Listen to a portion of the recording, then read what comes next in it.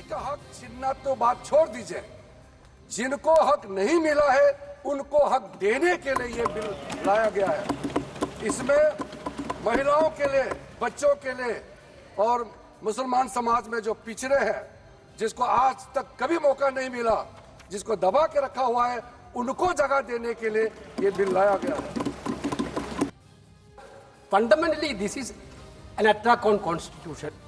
Basically, when we are talking about the constitutions, this bill is a fundamental attack on constitution. This bill, through this bill, they are putting a proviso that non-Muslims also be the member of the governing council. Sir, through you, sir, I would like to ask a question to the government. Whether we think about the Supreme Court constitute the board of Ayodhya, whether anybody can think that a non-Hindu be the part of Ayodhya Mandir board, sir? Sir, we are believing in, sir, I told that. Guruvayur temple, there is a temple Devasam board. Anybody can believe that that temple Devasam board can have non-Hindu? Sir, this is only, this provision, anybody, non-Muslims also be part of Waqf Council is directly an attack on the faith and freedom of religion. Directly. Sir, that we are talking about, you are telling we are the constitution. When we are showing the constitution, you are telling you people are protecting the constitution. This is a fundamental attack on constitution. This bill is a fundamental. Now you are going for Muslims. This bill is ill-motivated, sir. You have got dirty agenda with you in bringing this. Sir, if this bill is passed, the entire boxing system will be collapsed. That is going to happen. Similarly, sir, various bodies, Waqf board and Waqf council, all these bodies will have no existence. They will not have any value because all the powers vested with these bodies are captured by the government and hand over to the district collectors. It's a funny. നമസ്കാരം, point ഡിബേറ്റിലേക്ക് സ്വാഗതം. വഖഫ് സ്വത്തുക്കളിലേക്കുള്ള കടന്നുകയറ്റം, വിഭജന നീക്കം, മുസ്ലിം വിരുദ്ധം തുടങ്ങിയ പ്രതിപക്ഷ ആരോപണങ്ങൾക്കിടെ വഖഫ് നിയമ ഭേദഗതി bill ലോക്സഭയിൽ അവതരിപ്പിച്ചു. പ്രതിപക്ഷ ആവശ്യം പരിഗണിച്ച് ബിൽ ഇനി സംയുക്ത പാർലമെന്ററി സമിതിയുടെ പരിശോധനയ്ക്ക്. എന്നാൽ വനിതകളെ കൂടി ഉൾപ്പെടുത്തിയുള്ള ഭേദഗതി വഖഫ് സ്വത്തുക്കളുടെ സംരക്ഷണവും വനിതാ ശാക്തീകരണവും ലക്ഷ്യമിട്ടുള്ളതാണെന്ന് കേന്ദ്ര സർക്കാർ. മുസ്ലിം സമുദായത്തിന്റെ ഉന്നമനത്തിനായുള്ള വഖഫ് സ്വത്തുക്കളിന്മേൽ കേന്ദ്ര സർക്കാർ ഭേദഗതിയിലൂടെ കടന്നുകയറ്റം നടത്തുകയാണോ എന്ന് സംശയിക്കേണ്ടതുണ്ടോ? പ്രൈം ഡിബേറ്റ് ചർച്ച ചെയ്യും.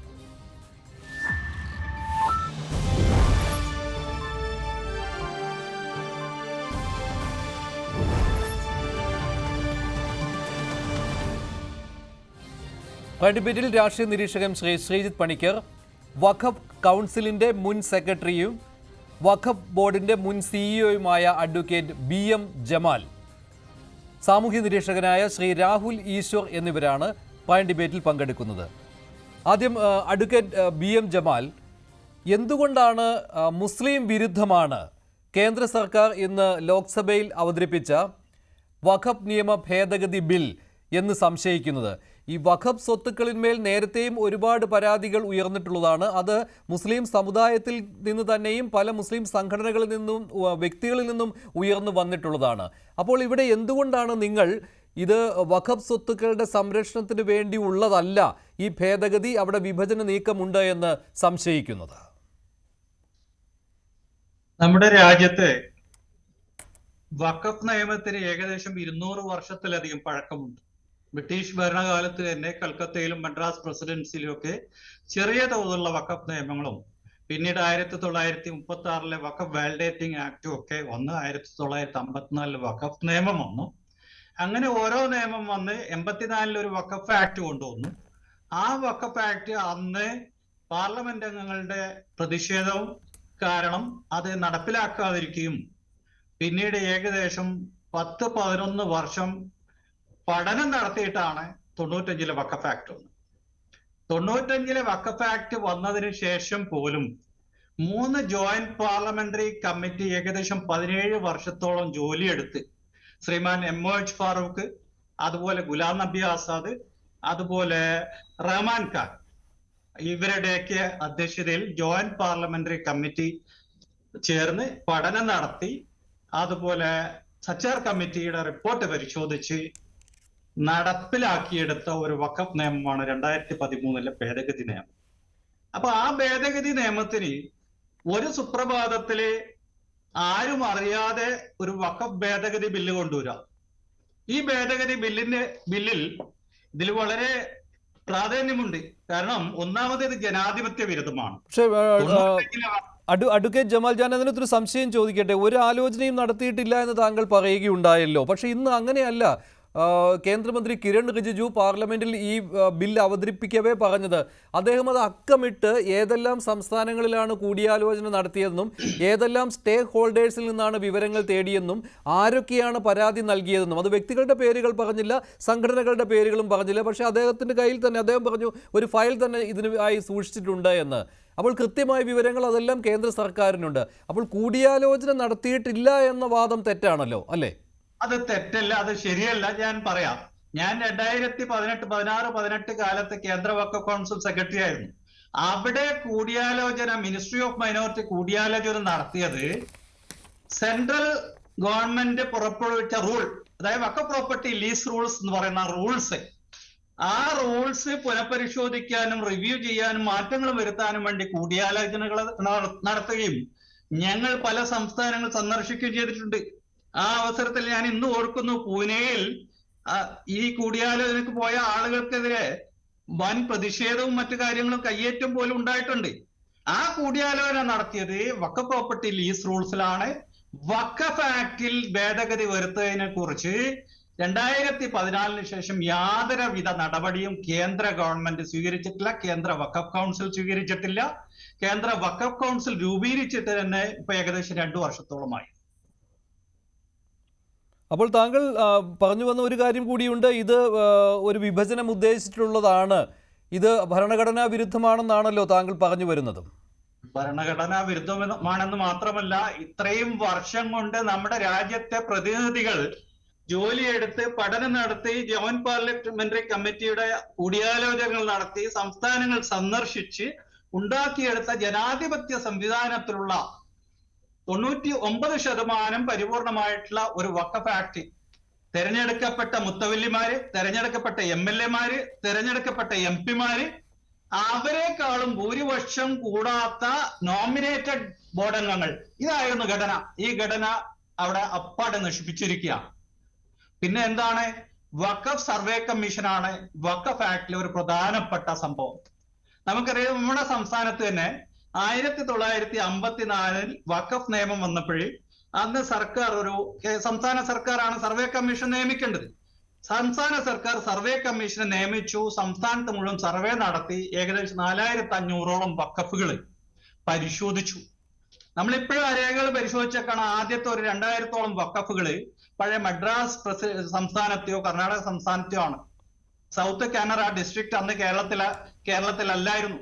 അപ്പൊ അവിടെ നിന്നൊക്കെയുള്ള സർവേ കമ്മീഷൻ റിപ്പോർട്ട് ക്രോഡീകരിച്ച് പ്രസിദ്ധീകരിച്ച് രജിസ്റ്റർ ചെയ്യപ്പെട്ട 4500ഓളം വഖഫ് സ്ഥാപനങ്ങൾ വെച്ചാണ് കേരളത്തിൽ വഖഫ് ബോർഡ് തുടങ്ങിയത്. വഖഫ് ബോർഡിന്റെ പ്രവർത്തനം തുടങ്ങിയത് 54 ആക്ട് വന്നപ്പോൾ. അപ്പൊ ആ സംവിധാനം തകർത്തുകൊണ്ട് ഇപ്പോൾ പുറപ്പെടുവിച്ചിരിക്കുന്ന ഈ ഭേദഗതി ബില്ല് അംഗീകരിക്കുകയാണെങ്കിൽ സർവേ കമ്മീഷണർമാർക്ക് പകരം ഡെസിഗ്നേറ്റഡ് കളക്ടർമാരാണ് വരിക.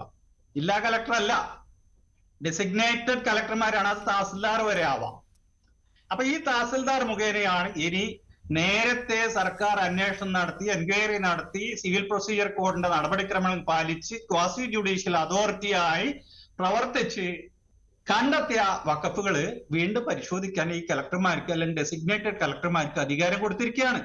അപ്പൊ ഇതൊക്കെ പരിശോധിച്ച് ഇനി ഇത് വഖഫല്ല എന്ന് വീണ്ടും തുടങ്ങുകയാണ്. ഇത് എങ്ങനെയാണ് വഖഫുകളുടെ സംരക്ഷണത്തിന് വേണ്ടി എന്ന് പറയാൻ പറ്റുക? അതുപോലെ ഏത് റിലീജിയസ് ബോഡിയിലാണ് ആദാത് മതസ്ഥരല്ലാത്ത ആളുകളെ വെച്ചിട്ടുള്ളത്? ഉദാഹരണത്തിന് നമ്മുടെ ട്രാവൻകൂർ ദേവസ്വം ബോർഡ്, അതുപോലെ ഗുരുവായൂർ ദേവസ്വം ബോർഡ്, അത് അങ്ങനെ തന്നെ വേണമെന്നാണ് ഞാൻ പറയുന്നത്. അവിടെ മറ്റു മതസ്ഥരെ വെക്കരുത്. ജില്ലാ ജഡ്ജി ജുഡീഷ്യറി എന്നുള്ള ഡെപ്യൂട്ടേഷൻ പോലും പ്രിഫറബിളി അല്ല, he must be A Hindu follower എന്നാണ് പറയുന്നത്. ഹിന്ദു വിശ്വാസിയായിരിക്കണം. അപ്പൊ അത് ഭരണഘടന വാഗ്ദാനം ചെയ്ത പ്രൊട്ടക്ട് ചെയ്യപ്പെടേണ്ട ഒരു അവകാശമാണ്. ആ അവകാശം നിഷേധിച്ചുകൊണ്ടുള്ള രാജ്യത്തെ മുഴുവൻ വഖഫ് പ്രോപ്പർട്ടി നശിപ്പിക്കാനുള്ള ഒരു തന്ത്രത്തിന്റെ ഭാഗമാണ്. ഒരു കാര്യം കൂടി ഞാൻ പറയാൻ ഉദ്ദേശിക്കുന്നു. നമുക്കൊക്കെ വിഭിന്നമായിട്ട് പഞ്ചാബ്, ഹരിയാന സംസ്ഥാനങ്ങളിലെ, അതുപോലെ ചണ്ഡീഗഡ്, ഈ 3 സംസ്ഥാനങ്ങളുടെയും വഖഫുകൾ ഒറ്റ ബോർഡായിരുന്നു.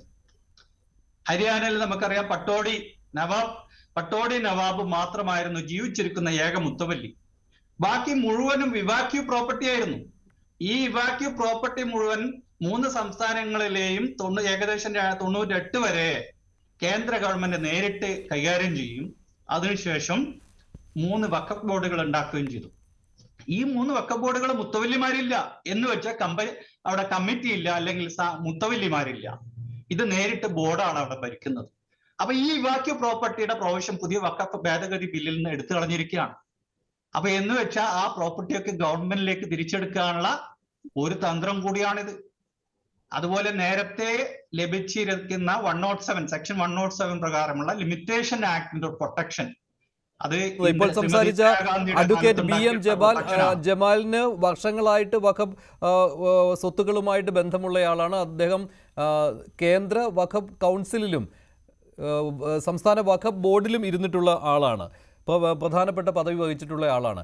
ഇതിൽ ഭരണഘടനാ വിരുദ്ധമായ കാര്യങ്ങളും അതുപോലെ തന്നെ ഈ അമുസ്ലിങ്ങളായവരെ ഇതിൻ്റെ ഭരണനിർവഹണത്തിൽ ഉൾപ്പെടുത്തിയതും അതുപോലെ തന്നെ കളക്ടർമാർക്ക് ഇതിൻ്റെ ഈ സർവേ അധികാരങ്ങൾ കൊടുത്തതും, ഇത് വഖഫ് സ്വത്തുക്കൾ തന്നെയാണോ എന്ന് പരാതി ഉയർന്നാൽ അത് പുനർനിർണ്ണയിക്കുന്നതിനുള്ള അധികാരം കൊടുത്തതുമാണ് പ്രധാനമായിട്ടും എതിർക്കപ്പെടുന്ന കാര്യങ്ങൾ.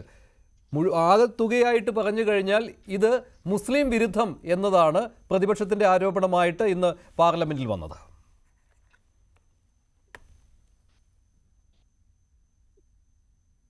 ശ്രീജിത്ത് കേട്ടോ? എന്നോടായിരുന്നു, ക്ഷമിക്കണം. ഞാൻ ചോദ്യം കേട്ടു. ഞാൻ അല്പം മുമ്പ് സംസാരിച്ച വഖഫിന്റെ ഭാരവാഹിയായിരുന്ന ബഹുമാനായ അദ്ദേഹം പറഞ്ഞ പോയിന്റുകളെല്ലാം ശ്രദ്ധയോടെ കേട്ടു. അതിലെനിക്ക് ഏറ്റവും കൂടുതൽ ആകർഷണീയമായിട്ട് തോന്നിയ 2 കാര്യങ്ങളാണ്. ഒന്ന്, അദ്ദേഹം പറഞ്ഞത് ആരും അറിയാതെ ഇത്തരത്തിലുള്ള ഒരു നിയമം നടപ്പാക്കാനായിട്ട് കൊണ്ടുവന്നു, ആരെയും അറിയിച്ചില്ല എന്ന് അദ്ദേഹം പറഞ്ഞു. രണ്ടാമത് അദ്ദേഹം പറഞ്ഞിരിക്കുന്നത് ഇത് ജനാധിപത്യ വിരുദ്ധമാണ് എന്നാണ്. ഇത് രണ്ടും നിലവിലുള്ള വഖഫ് നിയമങ്ങൾക്ക് ആപ്ലിക്കബിൾ ആണ് എന്നുള്ളതാണ് എനിക്ക് അദ്ദേഹത്തിനോട് പ്രാഥമികമായിട്ട് സൂചിപ്പിക്കാനുള്ളത്. കാരണം ആരും അറിയേണ്ടുന്ന കാര്യം പോലും ഇല്ലാതെ ഏത് പ്രോപ്പർട്ടിയും ഒരു ഡീഡും ഇല്ലാതെ ഒരു ഡോക്യുമെന്റും ഇല്ലാതെ വഖഫ് പ്രോപ്പർട്ടിയാണ് എന്ന് ക്ലെയിം ചെയ്യാനുള്ള ഒരു അവകാശം നിലവിൽ ഇപ്പോൾ ഇരിക്കുന്ന വഖഫ് നിയമത്തിലുണ്ട്. അത് പലപ്പോഴായിട്ട് ചാലഞ്ച് ചെയ്യപ്പെട്ടിട്ടുണ്ട്, പല വിഷയങ്ങളിൽ ഇത് ചാലഞ്ച് ചെയ്യപ്പെട്ടിട്ടുണ്ട്. പക്ഷെ അത് ചാലഞ്ച് ചെയ്യുന്നതിന് പോലും ചില പരിധികളുണ്ട്. അതായത് ഇപ്പം ഹൈക്കോടതിയിലേക്കൊക്കെ പോകുന്നതിനൊക്കെ തന്നെ കുറേയധികം ബാറുള്ള രീതിയിലത്തേക്കാണ് ഇതിനെ ഡോക്യുമെന്റ് ചെയ്ത് വെച്ചിരിക്കുന്നത്. അപ്പം നമ്മുടെ നാട്ടിൽ കാണുന്ന ഏതൊരു പ്രോപ്പർട്ടിയും വിതൗട്ട് അസൈനിങ് എനി റീസൺ, നിങ്ങൾക്കൊരു കാരണവും പറയാതെ, വിതൗട്ട് ഹാവിങ് എനി ഡീഡ്, അതുമായി ബന്ധപ്പെട്ട് യാതൊരു വിധത്തിലുള്ള രേഖകളും നിങ്ങളുടെ കയ്യിലില്ലാതെ നിങ്ങൾക്കിത് വഖഫ് പ്രോപ്പർട്ടിയാണ് എന്ന് ക്ലെയിം ചെയ്യാൻ സാധിച്ചാൽ അതിനാണ് ആരും അറിയാതെ ക്ലെയിം ചെയ്യുക എന്ന് പറയുന്നത് എന്ന് അദ്ദേഹത്തിനെ തിരുത്താനായിട്ട് ഞാൻ ആഗ്രഹിക്കുന്നു. രണ്ടാമത്, ജനാധിപത്യ വിരുദ്ധമാണ് എന്ന് പറഞ്ഞു. എങ്ങനെയാണ് ജനാധിപത്യ വിരുദ്ധമാകുന്നത്? ഒരു മതേതര ജനാധിപത്യ രാജ്യത്ത് നിങ്ങളുടെ കയ്യിൽ ഒരു പ്രോപ്പർട്ടിയുമായി സംബന്ധിച്ച് യാതൊരു വിധത്തിലുള്ള രേഖകളുമില്ലാതെ ഇത് ഇങ്ങനെയാണ് എന്ന് നിങ്ങൾക്ക് തോന്നിയാൽ, അതായത് ഇത് വഖഫ് പ്രോപ്പർട്ടിയാണ് എന്ന് നിങ്ങൾക്ക് തോന്നിയാൽ വഖഫാണ് എന്ന് ക്ലെയിം ചെയ്യാമെന്ന് ഇതിൻ്റെ സെക്ഷൻസിൽ എഴുതി വെച്ചിട്ടുണ്ട്. ആ സെക്ഷൻസ് അദ്ദേഹത്തിന് വേണമെങ്കിൽ അദ്ദേഹം ചലഞ്ച് ചെയ്യുകയാണെങ്കിൽ ഞാൻ ഈ ചർച്ചയിലടക്കം അത് വായിച്ച് കേൾപ്പിക്കുകയും ചെയ്യാം. അതിന് ഞാനത് തയ്യാറായിട്ടാണ് വന്നിരിക്കുന്നത്. അപ്പോൾ ഇതുമായി ബന്ധപ്പെട്ട് നടന്നിരിക്കുന്ന ഡിസ്പ്യൂട്ടുകളുണ്ട്. ആ ഡിസ്പ്യൂട്ടുകൾ കൂടി നമ്മൾ പറഞ്ഞു പോകാതിരിക്കാൻ കഴിയില്ല. ഒന്നാമത്തെ പ്രധാനപ്പെട്ട കാര്യം, ഒരുപക്ഷെ ശ്രീ മഞ്ജുഷ് അടക്കം ഓർക്കുന്നുണ്ടാവും, താജ്മഹൽ വഖഫ് പ്രോപ്പർട്ടിയാണ് എന്ന് പറഞ്ഞിട്ടുള്ള ഒരു കേസ് ഉണ്ടായിരുന്നു. ആ കേസ് സുപ്രീം കോടതിയിൽ വന്നു. 2018 അന്ന് ചീഫ് ജസ്റ്റിസ് ആയിരുന്ന ദീപക് മിശ്രയാണത് കേട്ടത്. ദീപക് മിശ്ര എന്ന് ചോദിച്ചു, ഷാജഹാൻ ഈ ബോർഡിന്റെ പേരിൽ ഇതൊരു വഖഫ്നാമ എക്സിക്യൂട്ട് ചെയ്ത് കൊടുത്തിരിക്കുന്നതുമായി ബന്ധപ്പെട്ട ഷാജഹാന്റെ ഒപ്പിട്ട ഡോക്യുമെന്റ് കൊണ്ടുവരാൻ പറഞ്ഞു. ആ കേസ് പിന്നെ എന്തായി? അപ്പോൾ എന്തിന്റെ അടിസ്ഥാനത്തിലാണ് ഇതൊരു വഖഫ് പ്രോപ്പർട്ടിയാണ് എന്ന് ക്ലെയിം ചെയ്തത്? ഷാജഹാൻ ഒപ്പിട്ട് കൊടുത്ത രേഖ കയ്യിലുണ്ടായിരുന്നോ? ഉണ്ടായിരുന്നില്ല. എന്നിട്ടും ആ രീതിയിലത്തേക്ക് ക്ലെയിം ചെയ്തു. മറ്റൊന്ന്, സൂററ്റ് മുനിസിപ്പൽ ഹെഡ്ക്വാർട്ടേഴ്സ് ഇതേപോലെ തന്നെ ക്ലെയിം ചെയ്ത് അതുമായി ബന്ധപ്പെട്ട 8 രേഖകൾ അവർ ഹാജരാക്കിയതിനു ശേഷവും ആ വാദത്തിൽ നിന്ന് വിട്ടുമാറാനായിട്ട് തയ്യാറാകുന്നില്ല.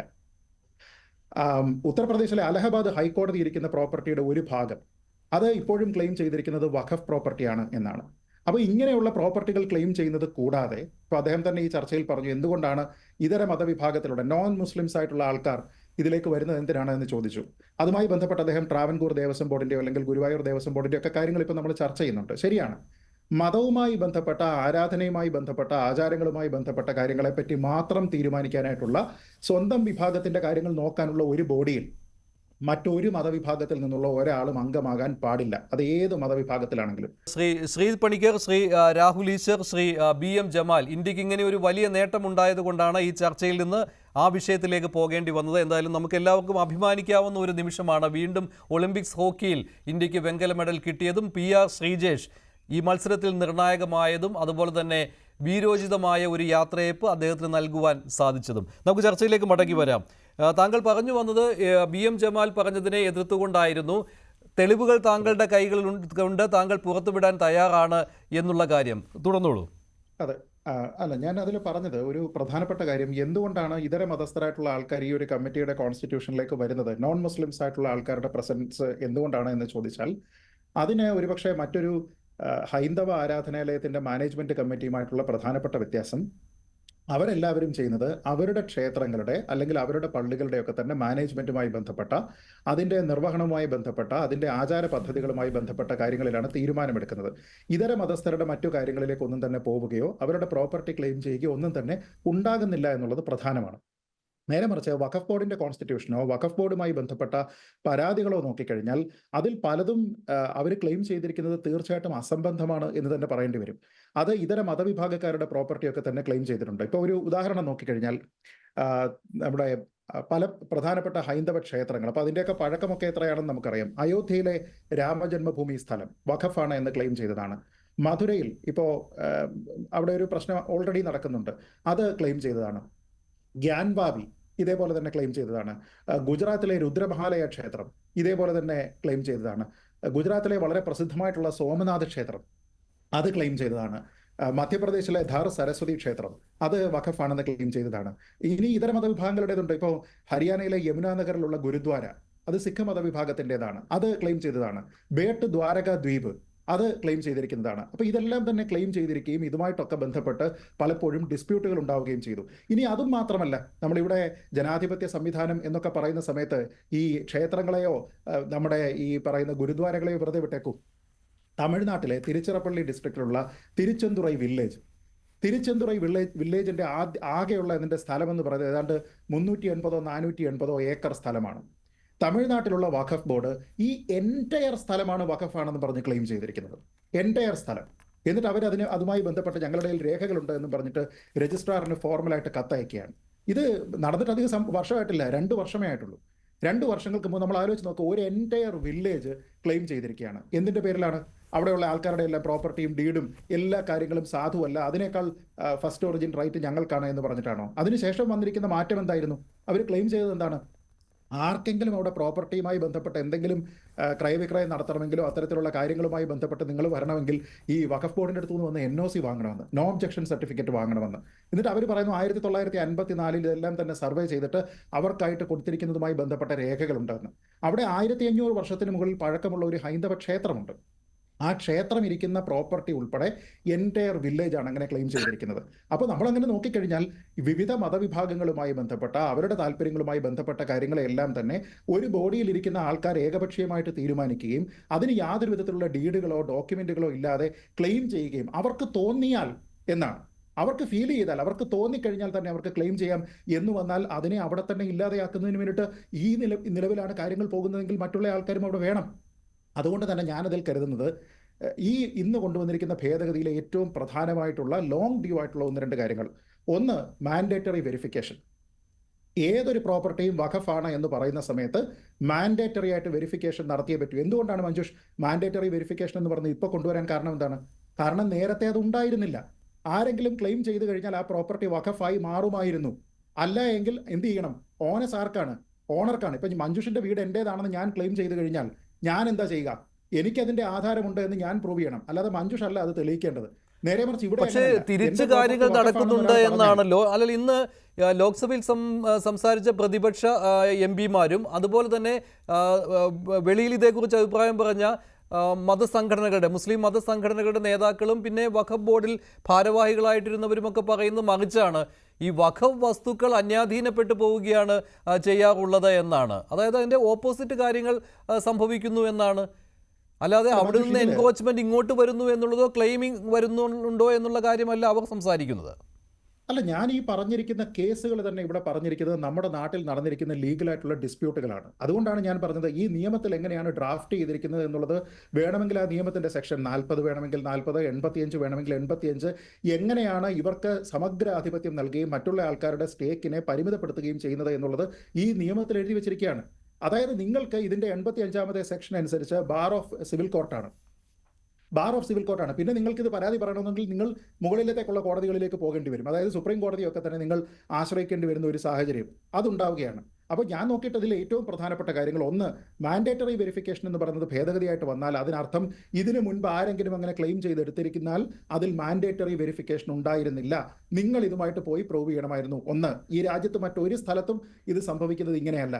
രണ്ട്, ഇതിനെ കോടതിയിലേക്ക് ചലഞ്ച് ചെയ്യാൻ പറ്റും എന്ന രീതിയിലത്തേക്ക് വന്നു. ഏറ്റവും നല്ല കാര്യം, സ്വാഗതാർഹമായിട്ടുള്ള കാര്യം. ഇതിനെയൊക്കെ എന്തിനാണ് ഈ വഖഫ് ബോർഡുമായി ബന്ധപ്പെട്ട ആൾക്കാരൊക്കെ തന്നെ എതിർക്കുന്നതെന്ന് എനിക്ക് മനസ്സിലാകുന്നില്ല. കാരണം ഇതൊരു ജനാധിപത്യ മതേതര രാജ്യത്ത് ഉണ്ടാകേണ്ടുന്ന സാമാന്യമായിട്ടുള്ള നിയമങ്ങളാണ്. ഇനി അടുത്തത്, ഗവൺമെന്റ് പ്രോപ്പർട്ടി എന്ന് പറയുന്നത് വഖഫ് ആകാൻ പാടില്ല. പാസ്റ്റ് പ്രോപ്പർട്ടി ആണെങ്കിലും പ്രസന്റ് ആണെങ്കിലും ഫ്യൂച്ചർ ആണെങ്കിലും ഗവൺമെന്റ് പ്രോപ്പർട്ടി എന്ന് പറയുന്നത് വഖഫ് ആകാൻ പാടില്ല. അതൊക്കെ ലോജിക്കലായിട്ടുള്ള കാര്യമല്ലേ? അതല്ല എങ്കിൽ ഈ പറയുന്നത് പോലെ കോടതി എന്നോ സെക്രട്ടേറിയറ്റ് എന്നൊക്കെ പറയുന്ന എല്ലാ കാര്യങ്ങളും വഖഫ് പ്രോപ്പർട്ടിയാണ് എന്ന് പറഞ്ഞു കഴിഞ്ഞാൽ ഈ ആൾക്കാർ ഇത് പ്രൂവ് ചെയ്യാൻ വേണ്ടിയിട്ട് പോകേണ്ടി വരും. ഇപ്പോൾ ഞാൻ വായിച്ച ഒരു ക്ലെയിം അനുസരിച്ച് ഡൽഹിയിലെ, കറക്റ്റാണെന്ന് എനിക്കറിയില്ല, സബ്ജക്ട് ടു കറക്ഷൻ, ഡൽഹി ലാൻഡിൻ്റെ 77% വഖഫ് ലാൻഡാണ് എന്ന് പല രീതിയിലുള്ള ക്ലെയിം വന്നിരിക്കുന്നുണ്ട്. ആ പറഞ്ഞിരിക്കുന്നതിൽ സുപ്രീം കോടതി ഇരിക്കുന്ന സ്ഥലങ്ങളോ സെൻട്രൽ വിസ്റ്റ ഇരിക്കുന്ന സ്ഥലങ്ങളോ ഉൾപ്പെടെ തന്നെ പറഞ്ഞിട്ടുണ്ട്. അപ്പോൾ അങ്ങനെയുള്ള അധികാരം, അതേപോലെ തന്നെ പല അധികാരങ്ങൾ നോക്കൂ. ഇതിൻ്റെ ഒരു പ്രോപ്പർട്ടി ക്ലെയിം ചെയ്ത് കഴിഞ്ഞാൽ അത് സർവേ നടത്തി കൊടുക്കേണ്ടത് ആരാണ്? ഇത് ഭരണഘടനാ വിരുദ്ധമാണ് എന്ന് പറയുന്നതിൻ്റെ ഏറ്റവും പ്രധാനപ്പെട്ട കാര്യമാണ്. അത് സർവേ നടത്തി കൊടുക്കേണ്ടത് ആരാണ്? സർക്കാരാണ്. അതിന് ചെലവ് പൂർണ്ണമായിട്ട് വഹിക്കേണ്ടത് ആരാണ്? സർക്കാരാണ്. അങ്ങനെ സർക്കാർ പൂർണ്ണമായിട്ടും ചെയ്യുകയും അതിൻ്റെ സർവേയുമായി ബന്ധപ്പെട്ട ആർക്കെങ്കിലും പരാതി ഉണ്ടെങ്കിൽ ആ പരാതി റെക്കോർഡ് ചെയ്യാനുള്ള ഒരു സംവിധാനം പോലും ഇല്ലാത്ത രീതിയിലേക്ക് ഇത് പോകുന്നു. സർക്കാർ പണം മുടക്കുന്നു. ആർട്ടിക്കിൾ 27 പറയുന്നത് എന്താണ്? ഇത്തരത്തിലുള്ള മതപരമായിട്ടുള്ള മെയിൻ്റനൻസിൻ്റെ ഒരൊറ്റ കാര്യത്തിനും നിങ്ങളുടെ ടാക്സ് പണം ഉപയോഗിക്കാൻ പാടില്ല എന്ന് പറയുന്നുണ്ട്. അപ്പോൾ അതിന് വിരുദ്ധമായിട്ടുള്ള ഒരു കാര്യം ഇവിടെ വരുന്നു. സെക്ഷൻ 28 നോക്കൂ. 28 അനുസരിച്ച് വഖഫ് ബോർഡിന് നേരിട്ട് കളക്ടർക്ക് നിർദ്ദേശങ്ങൾ നൽകി കളക്ടറെ കൊണ്ട് കാര്യങ്ങൾ ചെയ്യിപ്പിക്കാനുള്ള അധികാരമുണ്ട്. അതേപോലെ തന്നെ തമിഴ്നാട്ടിലും മറ്റും നേരത്തെ പറഞ്ഞതുപോലെ സബ് രജിസ്ട്രാർക്ക് കൊടുത്തു കഴിഞ്ഞാൽ മതി, അവർക്കതങ്ങ് ക്ലെയിം ചെയ്യാം. ആ രീതിയിലത്തേക്ക് ഉണ്ടാകാൻ പാടില്ല. ഇത് നമ്മുടെ നാട്ടിലുള്ള മതത്തിനെ എല്ലാം തന്നെ അങ്ങോട്ട് മാറ്റിവെച്ചോളൂ. നമ്മുടെ നാട്ടിലുള്ള ലാൻഡിൻ്റെ വിനിയോഗം എന്ന് പറയുന്നത് വളരെ പ്രോപ്പർ ആവുക, വളരെ സെൻസിബിൾ ആവുക എന്നതുമായി ബന്ധപ്പെട്ട് ഈ പരിഷ്കാരം അത്യന്താപേക്ഷിതമായിരുന്നു. കാരണം നമ്മുടെ നാട്ടിൽ ഏറ്റവും കൂടുതൽ പ്രോപ്പർട്ടി കൈവശം വെച്ചിരിക്കുന്ന മൂന്നാമത്തെ എൻറ്റിറ്റി എന്ന് പറയുന്നത് വഖഫാണ്. ഈ നമ്മളെ എല്ലാ സ്റ്റേറ്റിലുമുള്ള വഖഫിനെ നോക്കിക്കഴിഞ്ഞാൽ ഒന്നാമത്തേത് റെയിൽവേയും രണ്ടാമത്തേത് ആകെ സ്വത്തുക്കൾ കൈവശം വെച്ചിരിക്കുന്നതിന്റെ കാര്യത്തിൽ ഏതാണ്ട് 9 ലക്ഷം ഏക്കറോളം വരുമെന്നുള്ളതാണ് ഏകദേശ കണക്ക്. അത് 8 ലക്ഷം അങ്ങനെ വരുമോ മഞ്ജുഷ്? ഏക്കറേജ് കണക്കനുസരിച്ച് നമ്മൾ ഈ പറഞ്ഞതിനകത്ത് 480 ഏക്കറാണ്. 480 ഏക്കർ എന്ന് പറയുന്നത് തിരുച്ചെന്തുറൈ വില്ലേജാണ്. കിട്ടും. ശരി, ശ്രീ രാഹുൽ ഈശ്വർ, മറ്റൊരു കാര്യം എന്ന് പറയുന്നത്, ഇന്ന് ഈ പ്രതിപക്ഷത്തിൻ്റെ വാദങ്ങൾ താങ്കൾ ശ്രദ്ധിച്ച് കാണുമല്ലോ. അതിൽ KC വേണുഗോപാൽ പറഞ്ഞ ചില ഇൻട്രസ്റ്റിംഗ് കാര്യങ്ങളുണ്ട്. അതാണ് അദ്ദേഹം അയോധ്യയെ അവിടെ പ്രതിപാദിച്ചിരുന്നു, അതുപോലെ തന്നെ ഗുരുവായൂർ ക്ഷേത്രത്തെ പ്രതിപാദിച്ചിരുന്നു, ഗുരുവായൂർ ദേവസ്വം ബോർഡിൻ്റെ കാര്യം പറഞ്ഞിരുന്നു. അവിടെ ഭരണനിർവഹണത്തിൽ ഹൈന്ദവരല്ലാത്ത ആളുകളെ ഉൾപ്പെടുത്തുന്നതിനെ പറ്റി ആലോചിക്കാൻ പോലും പറ്റുമോ എന്നുള്ള കാര്യമാണ് KC ചോദിച്ചത്. ശ്രീ മഞ്ജുഷ്, 2-3 കാര്യങ്ങളുണ്ട്. അതായത് ലഭ്യമായ കണക്കുകൾ പ്രകാരം നമ്മുടെ രാജ്യത്ത് ഏകദേശം 30 വഖഫ് ബോർഡുകളിൽ 9 ലക്ഷം ഏക്കറോളം ഈ വഖഫ് ബോർഡുകൾ കൈകാര്യം ചെയ്യുന്നുണ്ടെന്നും ഏകദേശം 1.2 lakh crore പ്രോപ്പർട്ടി ഇവർ കൈകാര്യം ചെയ്യുന്നുണ്ടെന്നാണ് ഇന്ത്യ ടുഡേ അടക്കമുള്ള പ്രമുഖ മാധ്യമങ്ങൾ പറയുന്നത്.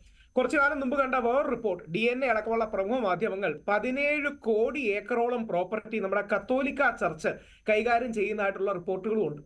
അപ്പൊ എന്തായാലും 9 ലക്ഷം കോടിയേക്കാൾ കൂടുതലാണല്ലോ 17 കോടി. അപ്പൊ ഇത്തരം ഒരുപാട് കണക്കുകൾ ഇനി അമ്പലങ്ങൾക്കും പള്ളികൾക്കും ക്രിസ്ത്യൻ പള്ളികൾക്കും മുസ്ലിം പള്ളികൾക്കും ഒക്കെ ഈ ദാനം സാധാരണ വിശ്വാസികളും ഭക്തന്മാരും കൊടുക്കുന്നത് അത് നന്മയ്ക്ക് വേണ്ടി അവർ യൂസ് ചെയ്യുമെന്നും അത് ദൈവികമായ കാര്യങ്ങൾക്ക് വേണ്ടി ചെയ്യും എന്ന് വിശ്വസിച്ചുകൊണ്ടാണ് നമ്മുടെ എല്ലാ വീട്ടിൽ നിന്ന് ഇങ്ങനെ പ്രോപ്പർട്ടികളും മറ്റും നൽകിയിട്ടുണ്ട്. അപ്പൊ ആ പ്രോപ്പർട്ടികളെ സംരക്ഷിക്കാനാണ് പണ്ട് നമ്മുടെ അമ്പലങ്ങൾ അല്ലെങ്കിൽ ഹിന്ദു ക്ഷേത്രങ്ങളൊക്കെ ദേവന്റെ സ്വത്താണെന്ന് പറയുന്നത്. അതായത് വേറെ ആരും അത് എടുക്കരുത്, ആ ദേവന്റെ എന്നും ദേവന്റെ കയറി. അതേപോലെ മുസ്ലിങ്ങൾ പറയുന്നത് അത് വഖഫാണ്, എന്നും അത് വഖഫാണ് എന്നൊരു വിശ്വാസം വിശ്വാസത്തിന് അടിസ്ഥാനം പറഞ്ഞിരിക്കുന്നത്. എന്നാൽ ചില സ്ഥലങ്ങളിൽ അനോമലീസ് ഉണ്ടായിട്ടുണ്ട്, ചില സ്ഥലങ്ങളിൽ പ്രശ്നങ്ങളും തർക്കങ്ങളും ഉണ്ടായിട്ടുണ്ട്. ശ്രീ ശ്രീജിത്ത് പണിക്കർ വളരെ ശരിയായി സൂചിപ്പിച്ചതുപോലെ തമിഴ്നാട്ടിലെ ഒരു വില്ലേജിൽ 1500 വർഷം പഴക്കമുള്ള ഒരു സുന്ദരേശ്വർ ടെമ്പിൾ ഉണ്ട്. അവിടെയാണ് 389 ഏക്കർ സ്ഥലത്ത് 1.2 ഏക്കർ ഉണ്ടായിരുന്ന രാജഗോപാൽ എന്നൊരാൾ, ഞാനും അദ്ദേഹം കൂടെ ഒരു ചർച്ചയിൽ ഇരുന്നുണ്ട് നാഷണൽ മീഡിയയിൽ. അദ്ദേഹം ഈ പ്രോപ്പർട്ടി വിൽക്കാൻ പോയപ്പം NOC വേണമെന്ന് പറഞ്ഞൊരു തർക്കം ഉണ്ടായി. അതാണ് നാഷണൽ മീഡിയയിൽ ഇത്രയും വലിയ രീതിയിൽ പ്രാധാന്യത്തോടെയൊക്കെ വന്നത്. അങ്ങനെ എന്തെങ്കിലും അനോമലീസ് ഉണ്ടെങ്കിൽ അത് സോൾവ് ചെയ്യണം, പരസ്പരം സംസാരിച്ച് തീർക്കുകയും കാര്യങ്ങളും വേണം. പക്ഷെ വ്യാപകമായ മതപരമായ പ്രോപ്പർട്ടീസിന്റെ മേളിൽ ഒരു ക്ലാമ്പ് ഇടുന്നത് നമ്മൾ ഹിന്ദുക്കൾ ഓർക്കേണ്ട കാര്യം, നാളെ ഇത് ഏതെങ്കിലും ഗവൺമെന്റ് നമുക്ക് മേളിൽ ഇടുമെന്നുള്ളതാണ്. അതായത് നമ്മുടെ കമ്മ്യൂണിസ്റ്റ് ഗവൺമെന്റിനോട് എല്ലാ ബഹുമാനത്തോടും കൂടി പറയട്ടെ, നാളെ ശ്രീപത്മനാഭസ്വാമി ക്ഷേത്രത്തിലെ സ്വത്ത് മുഴുവൻ അവരുടെ ആണെന്നും ജനങ്ങളുടെ ആണെന്നും പറയുന്നത് ഇതിന്റെ മറ്റൊരു വകഭേദമാണ് നമ്മൾ തിരിച്ചറിയണം.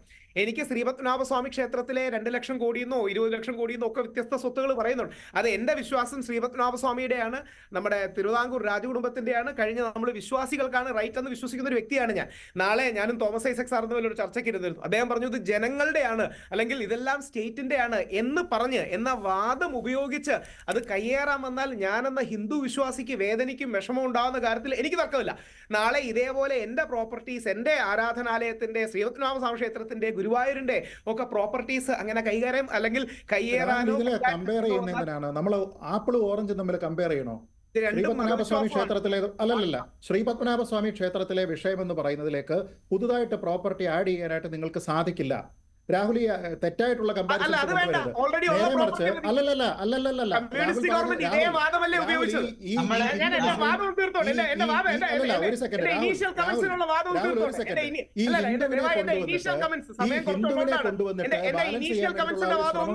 തെറ്റാണ്. രാഹുൽ, താങ്കൾ ബാലൻസിങ്ങിന് ശ്രമിക്കുകയാണോ എന്നാണ് ശ്രീജിത്തിന്റെ സംശയം. താങ്കൾ ബാലൻസിങ്ങിന് ശ്രമിക്കുന്നുണ്ടോ എന്നാണ് ശ്രീജിത്തിന്റെ സംശയം. ഈ ഹിന്ദുമത വിഭാഗത്തിൽ അല്ലല്ല ഞാൻ ചോദിക്കുന്നത്, ഞാൻ താങ്കളുടെ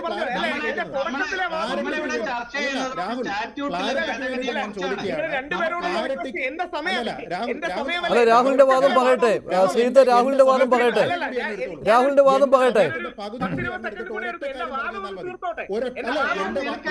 രാഹുൽ എന്റെ സമയത്തിന്റെ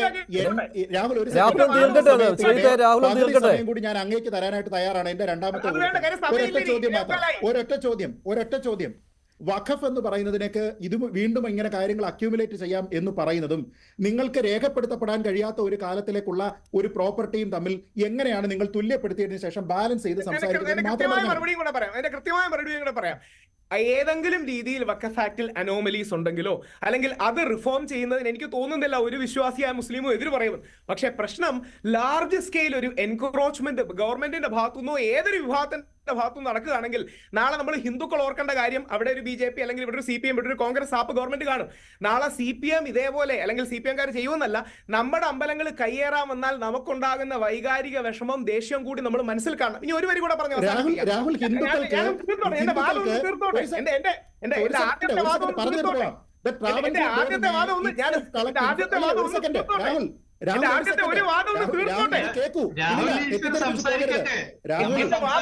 പറയട്ടെ. ശ്രീജിത്ത് രാഹുൽ പറയട്ടെ. രാഹുൽ തീർക്കട്ടെ. അത് രാഹുൽ തീർക്കട്ടെ. ഞാൻ ഒരു വരിയും കൂടെ മാത്രമേ എടുക്കൂ. അല്ല, ഇനിയും ശ്രീ KC വേണുഗോപാൽ ആരും പറഞ്ഞ വാദങ്ങളല്ല, ഞാൻ വെറുതെ ആലോചിക്കുകയായിരുന്നു. ഞാൻ ഗുരുവായൂരിൽ, ഞാൻ കല്യാണം കഴിഞ്ഞൊക്കെ ഗുരുവായൂരിലാണ് ആദ്യം പോയത്. എന്റെ മോന്റെ ചോറുണ്ടടക്കം പോയിട്ടുണ്ട്. നാളെ ഗുരുവായൂർ അമ്പലത്തിൽ എന്റെ വിശ്വാസത്തിൽ യേശുദാസിനെ കേട്ടണമെന്നാണ്, കലാംഡൽ ഹൈദരവി കേട്ടണമെന്ന്, അതൊക്കെ വേണമെന്നുള്ള വിശ്വസിക്കുന്ന ആളാണ് ഞാൻ. നമ്മുടെ എല്ലാ ഹിന്ദുക്കളും വിശ്വാസികളെ കേട്ടണമെന്നാണ്. നാളെ ഗുരുവായൂർ അമ്പലത്തിൽ ഞാൻ ഹിന്ദു മുസ്ലിം ഐക്യത്തിന്റെ വക്താവുമാണ്. നാളെ ഏതെങ്കിലും ഒരു മുസ്ലിമിനെ ഗുരുവായൂർ അമ്പലത്തിന്റെ ബോർഡിലും ഈ വഖഫ് ആക്ട് പ്രകാരം പറയുന്നത് CEO പൊസിഷനിൽ വരെ വരാമെന്നാണ് ലഭ്യമായ വിവരങ്ങൾ പറയുന്നത്. നാളെ ഗുരുവായൂർ അമ്പലത്തിന്റെ CEO ആയിട്ട് ഒരു മുസ്ലിം സമുദായക്കാരനെയോ ക്രിസ്ത്യൻ സമുദായക്കാരനെയോ, നാളെ ശ്രീപത്മനാഭസ്വാമി ടെമ്പിളിന്റെ അവിടുത്തെ എക്സിക്യൂട്ടീവ് ഓഫീസറായിട്ടോ CEO ആയിട്ടോ ഹെഡ് പോസ്റ്റിലോ ഒരു മുസ്ലിമോ ക്രിസ്ത്യനോ വരികയാണെങ്കിൽ, എനിക്ക് മതസൗഹാർദ്ദത്തിൽ വിശ്വസിക്കുന്ന വ്യക്തിയാണെങ്കിൽ പോലും ഞാൻ വിചാരിക്കും നമ്മൾ ഇത്രയും ഹിന്ദുക്കളില്ലേ, നമ്മൾ മാനേജ് ചെയ്താൽ പോരെ. ഇനി 2 കേസുകൾ വരാം. ശ്രീജിത്ത് പറഞ്ഞ കറക്റ്റാണ്. ഞാൻ അതുകൊണ്ടാണ് പറഞ്ഞ രാജഗോപാലിനോട് ഞാൻ സംസാരിച്ചിട്ടുണ്ട്. അദ്ദേഹത്തിന്റെ 1.6 ഏക്കേഴ്സ് എന്തോ ആണ് പ്രശ്നമുള്ളത്. അതൊക്കെ തീർച്ചയായും വേണം. നേരത്തെ എനിക്ക് തോന്നുന്നു ജമാൽ സാറൊക്കെ ശ്രദ്ധിക്കേണ്ട കാര്യം അതാണ്. മധ്യപ്രദേശ് ഹൈക്കോർട്ടൊക്കെ ചൂടാകുന്ന വരെ ചെയ്യുന്നുണ്ട് വഖഫ് ബോർഡിനോട്. നിങ്ങൾ എന്തൊക്കെയാ ക്ലെയിം ചെയ്യുന്നത്, ഇതെല്ലാം നിങ്ങളുടെയാണ്, എങ്ങനെ ക്ലെയിം ചെയ്യാൻ പറ്റും? എന്തെങ്കിലും ഓവർ ക്ലെയിം ചെയ്തിട്ടുണ്ടെങ്കിൽ അതെല്ലാം അത് തള്ളിക്കളയണം, സംശയമില്ല. പക്ഷേ വഖഫ് ആക്ട് എന്ന് പറയുന്ന നമ്മുടെ ദേവസ്വം പോലൊരു സംവിധാനത്തെ അസ്ഥിരപ്പെടുത്തുന്ന രീതിയിൽ പോവുകയും, 2 നമ്മുടെ അമ്പലങ്ങളിൽ, എന്റെ അമ്പലത്തിന്റെ സിഇഒ ആയിട്ട് ഒരു മുസ്ലിം വരികയോ അല്ലെങ്കിൽ പത്മനാഭസ്വാമി ക്ഷേത്രത്തിന്റെയും ഗുരുവായൂരിന്റെയും സിഇഒ ആയിട്ട് ഒരു മുസ്ലിം വന്നാൽ നമ്മുടെ ആൾക്കാർ സപ്പോർട്ട് ചെയ്യൂ, അല്ലെങ്കിൽ ക്രിസ്ത്യാനി വന്നാൽ പക്ഷേ രാഹുൽ ഇവിടെ ഈ വഖഫ് ബോർഡിനെയും വഖഫ് കൗൺസിലിനെയും ഒക്കെ അല്ലല്ലോ, അത് ഈ ആരാധനാലയങ്ങളായിട്ടല്ലല്ലോ കാണുന്നത്, അങ്ങനെയല്ലല്ലോ അത് ഉദ്ദേശിക്കുന്നത്. വേണ്ട, വഖഫ് പ്രോപ്പർട്ടി അല്ലേ അത് മുസ്ലിങ്ങൾ വിശ്വാസത്തിന് അടിസ്ഥാനമായി കൊടുക്കുന്ന പ്രോപ്പർട്ടി അല്ലേ? അതായത് മുസ്ലിം സമൂഹം അവരുടെ വിശ്വാസത്തിന്റെ അടിസ്ഥാനപ്പെടുത്തി അവരുടെ ദീനിന് വേണ്ടി സമർപ്പിക്കുന്ന പ്രോപ്പർട്ടി അല്ലേ അവർ വഖഫ് പ്രോപ്പർട്ടി. രാഹുൽ തിരുച്ചെന്തറ വില്ലേജിലെ 450 ഏക്കർ എന്ന് പറഞ്ഞത് ഏത് മുസ്ലിം കൊടുത്തതാ? പറയൂ. ഇതെങ്ങനെ കറക്റ്റ് ആവുന്നേ? ഞാൻ ചോദിക്കട്ടെ രാഹുൽ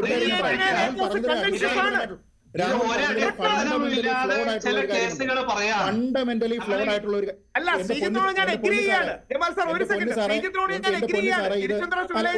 ഡീറ്റെയിൽ ആയിട്ട് പഠിച്ചിട്ടുണ്ട്.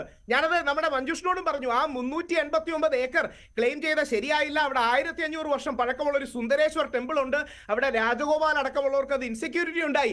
ഇത് നമുക്ക് വേദനിച്ചില്ലേ? അതായത് അഡ്വക്കേറ്റ് BM ജമാൽ തോന്നിയ പോലെ ക്ലെയിം ചെയ്ത് കഴിഞ്ഞാൽ ഇതെല്ലാം വഖഫ് സ്വത്തുക്കളാണ്, ഇത് മുസ്ലിം സമുദായത്തിന് അവകാശപ്പെട്ടതാണ് എന്ന് പറയുമ്പോൾ അതിനെ നേരിടുന്നതിന് വേണ്ടിയാണ്, അല്ലെങ്കിൽ അത് ഉണ്ടാകാതിരിക്കുന്നതിന് വേണ്ടിയും അതിനൊരു ക്ലാരിറ്റി കൊണ്ടുവരുന്നതിന് വേണ്ടി കൂടിയാണ് ഈ ഭേദഗതി ബിൽ കൊണ്ടുവരുന്നത്. UPA സർക്കാരിന്റെ കാലത്താണ് 2013 അമെന്റ്മെന്റ് നടത്തിയത്. അതിനുശേഷം ഇപ്പോൾ ഇങ്ങനെ ചെയ്യേണ്ടി വരുന്നു. കാരണം തുടർച്ചയായിട്ട് ക്ലെയിമുകൾ വന്നുകൊണ്ടിരിക്കുകയാണ്. ജമാൽ താങ്കളുടെ മറുപടി. അല്ലല്ല ജമാൽ സാർ പറയട്ടെ. ജമാൽ ഒരു വരി മാത്രം. 1500 വർഷം പഴയ അമ്പലം മുസ്ലിം സമുദായവും വഖഫും ക്ലെയിം ചെയ്തപ്പോൾ നമുക്ക് ഇറിറ്റേഷനും ദേഷ്യവും വിഷമവും ഉണ്ടായില്ലേ? അപ്പൊ ഈ എൻ്റയർ പ്രോപ്പർട്ടി വേറെ ആരെങ്കിലും ക്ലെയിം ചെയ്യുകയും അവിടെ സിഇഒ വരുമ്പോ നമ്മുടെ മുസ്ലിം സമൂഹത്തിന് എന്തുമാത്രം ദേഷ്യവും വിഷമവും ഹിന്ദു ആക്ടിലാണ് നിങ്ങൾ കണ്ടിട്ടുള്ളത്? ഇതിൽ എഴുതിയിരിക്കുന്നത്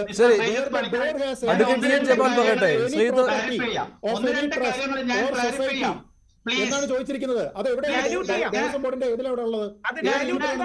ഇതിന് ഞാൻ മറുപടി പറയാം. ശരി, ജമാൽ പറയട്ടെ.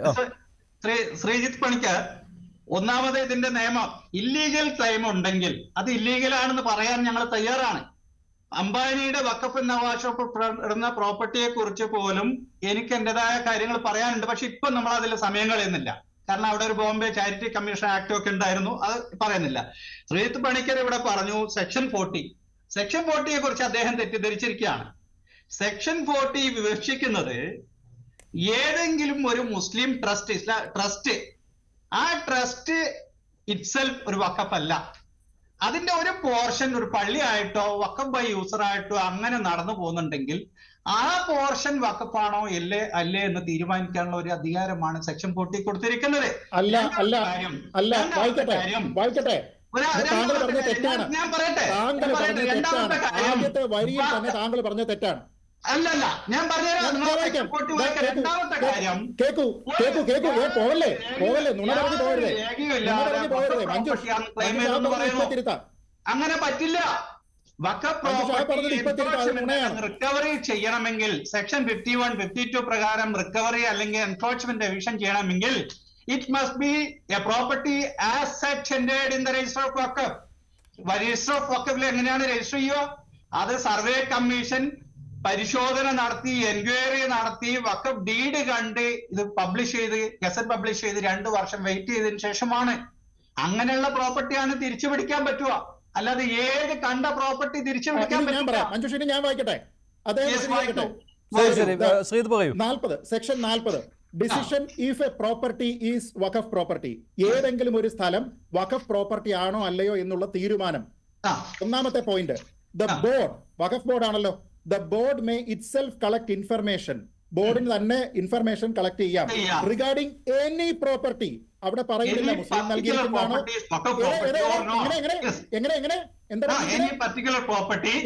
പർട്ടിക്കുലർ ഒന്നുമില്ല, എനി പ്രോപ്പർട്ടി, ഏത് സ്ഥലവും which it has reason to believe to be waqf property. നിങ്ങൾക്കത് വഖഫ് ആണ് എന്ന് ചിന്തിക്കാനുള്ള ഒരു കാരണമുണ്ട് എങ്കിൽ, and if any question arises where any അത് ബാക്കി വേറെ പോകുന്നു, after making such inquiry as it may deem fit decide the question. ബോർഡിന് തീരുമാനിക്കാമെന്ന്. അതായത് ഏത് പ്രോപ്പർട്ടിയും വഖഫ് ആണെന്ന് ബോർഡിന് തോന്നുന്നുണ്ട് എങ്കിൽ അവർക്ക് തീരുമാനിക്കാം. എവിടെയാ ട്രസ്റ്റ് എന്ന് പറയുന്നത്? എവിടെയാ മുസ്ലിം നൽകിയിരിക്കുന്നത് പറയുന്നത്? എനി പ്രോപ്പർട്ടി എന്ന് പറഞ്ഞാൽ ഏത് സ്ഥലവും സബ് സെക്ഷൻ 3 കൂടി കൂട്ടി വായിക്കണം. അത് സബ്സെക്ഷൻ, ഞാൻ പറഞ്ഞ ഫസ്റ്റ് സെക്ഷനിൽ പറയുന്നത് ഏത് പ്രോപ്പർട്ടിയും അല്ല.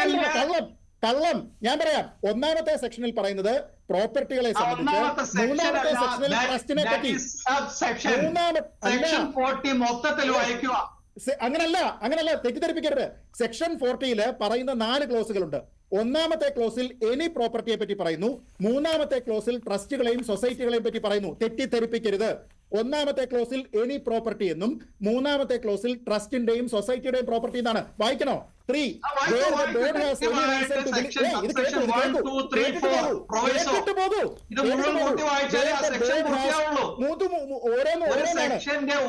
അല്ല, നിങ്ങൾ തമ്മിൽ അത് തർക്കിച്ചാലും മറ്റൊരു കാര്യം കൂടിയുണ്ട്. ശ്രീത്ത് ഒരു കാര്യം കൂടി, ശ്രീത്ത് ജമാൽ ഒരു കാര്യം കൂടി ഉണ്ടല്ലോ.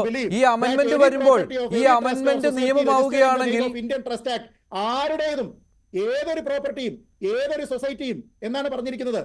Any property, any trust or society registered in personal. നിങ്ങൾ എന്നെ സംസാരിക്കാൻ അനുവദിക്കാതിരിക്കുകയല്ലേ? നിങ്ങൾ പറഞ്ഞിരിക്കുന്ന കാര്യം തെറ്റാണ് എന്ന് ഞാൻ പറഞ്ഞു. സെക്ഷൻ 40 ഒന്നാമത്തേത് എനി പ്രോപ്പർട്ടി എന്നും മൂന്നാമത്തേത് എനി ട്രസ്റ്റ് ഓർ സൊസൈറ്റി എന്നാണ്. ഞാനത് വായിക്കുമ്പോൾ നിങ്ങൾ തടസ്സപ്പെടുത്തുകയല്ലേ? ആ 3 വായിക്കാം കേട്ടോ. Where the board has any reason to believe that any property. Point പൊളിഞ്ഞു. Any property. ശരി, ഒന്നാമത്തേത് the board may itself collect information regarding any property which it has reason to believe to be Waqf property. Waqf property ആണെന്ന് ബോർഡിന് തോന്നുന്ന ഏത് പ്രോപ്പർട്ടിയും, ആരുടേതെന്ന് പറയുന്നില്ല, ട്രസ്റ്റിന്റെ എന്ന് പറയുന്നില്ല, സൊസൈറ്റിയുടെ എന്ന് പറയുന്നില്ല. ഇതാണ് ക്ലോസ് 1. ക്ലോസ് 2 നമ്മളിപ്പോ സംസാരിച്ചില്ലല്ലോ. Clause 3 where the board has any reason to believe that any property of any trust or society registered in pursuance of the Indian Trust Act 1882 or under the Societies Registration Act 1860 or under any other act is Waqf property. അതായത് നമ്മുടെ നാട്ടിലുള്ള ഏതൊരു ട്രസ്റ്റിന്റെയും ഏതൊരു സൊസൈറ്റിയുടെയും, മുസ്ലിങ്ങളുടേതാണെന്ന് പറയുന്നില്ല, അങ്ങനെയുള്ള കാര്യങ്ങളുടെ property ഈ പറയുന്ന 2 ആക്ട് അനുസരിച്ച് രജിസ്റ്റർ ചെയ്തിരിക്കുന്നതോ ഈ പറഞ്ഞിരിക്കുന്നത് അല്ലാത്ത മറ്റൊരു ആക്ട് അനുസരിച്ച് രജിസ്റ്റർ ചെയ്തിരിക്കുന്ന ഏതൊരു പ്രോപ്പർട്ടിയും if the board has any reason to believe, നിങ്ങൾക്ക് കാരണമുണ്ടെന്ന് തോന്നിക്കഴിഞ്ഞാൽ. ശരി, ഞാൻ ഒന്ന് ഇടപെടുകയാണ്. അല്ലല്ല, അങ്ങനത്തെ ഒരു കാര്യം കൂടിയുണ്ട്. ശ്രീത്ത്, എന്തായാലും ഈ സെക്ഷൻ 40 ഇപ്പോൾ വായിച്ച സെക്ഷൻ 40 ഉണ്ടല്ലോ, ജമാൽ, അഡ്വക്കേറ്റ് ജമാൽ ഒരു കാര്യം, ഈ സെക്ഷൻ 40 അതിന് ഉണ്ടാവില്ല എന്നാണ്. ഈ അമെന്റ്മെന്റ് വന്നാൽ അത് ഒഴിവാക്കപ്പെടുകയാണ്. Section 40 of the principal act shall be omitted എന്ന് വരികയാണ്. നിങ്ങൾ എന്തിനാ ബിലീവ് ചെയ്യുന്നതെന്ന് പറയൂ. നിങ്ങൾ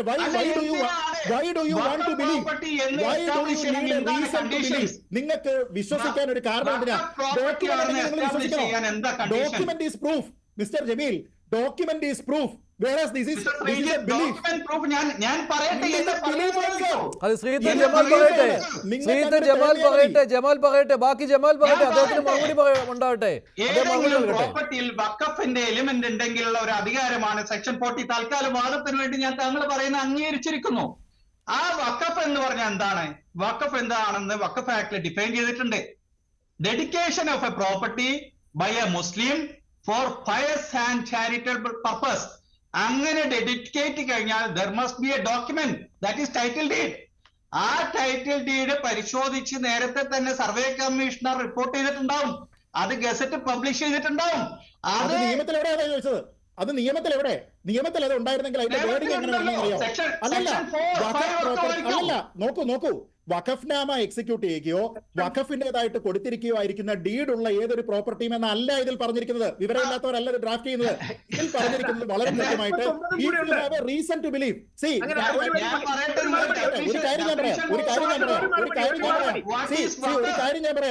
ഒരു കാര്യം ഞാൻ പറയട്ടെ. എനിക്ക് എന്റെ ഒരു പ്രോപ്പർട്ടി ഉണ്ടെങ്കിൽ, എനിക്കതിന് രേഖയുണ്ടെങ്കിൽ it is proof, it is evidence. നേരെ മറിച്ച് ഞാൻ പറയുകയാണ് ആ സ്ഥലം എന്റേതാണെന്ന് എനിക്ക് തോന്നുന്നു എന്ന് പറഞ്ഞു കഴിഞ്ഞാൽ അത് പ്രൂഫ് അല്ല, അത് എവിഡൻസ് അല്ല. അത് അറിയാവുന്ന ആൾക്കാർ അത് ഡ്രാഫ്റ്റ് ചെയ്തിരിക്കുന്നത്. വെറുതെ തെറ്റിദ്ധരിപ്പിക്കണ്ട. അങ്ങനെ ചിന്തിക്കാവുന്നത് കൊണ്ടാണ് ഒരു വില്ലേജ് മുഴുവൻ ആൾക്കാർ എഴുതിയെടുത്തത്. അങ്ങനെ ചിന്തിക്കുന്നത് കൊണ്ടാണ് സോമനാഥ ക്ഷേത്രം എടുത്തത്. അങ്ങനെ ചിന്തിക്കുന്നത് കൊണ്ടാണ് 1300 1400 വർഷമായിട്ടുള്ള ഇസ്ലാം 1300 1400 ഇതേ കാര്യം കേന്ദ്രമന്ത്രി എന്ന് പറഞ്ഞത് കർണാടക വഖഫ് ബോർഡ് 29,000 ഏക്കർ ഭൂമി വാണിജ്യ ആവശ്യത്തിനായി നൽകിയെന്നുമാണ്. മഞ്ജുഷ് പെട്ടെന്നൊരു മറുപടി. മഞ്ജുഷ്, ഇതിൽ ഗ്രേ ഏരിയാസ് ഉണ്ട്, ഇതിൽ ക്ലാരിറ്റി ഉണ്ടായില്ല. പക്ഷെ സെക്ഷൻ 40 മുമ്പ് സെക്ഷൻ 39 ഉണ്ട്. സെക്ഷൻ 39 സബ് ക്ലോസ് 4 ഈ ട്രൈബൽ തീരുമാനിക്കുന്നത് എന്ന് കൃത്യമായി കൊടുക്കുന്നുണ്ട്. ഉദാഹരണം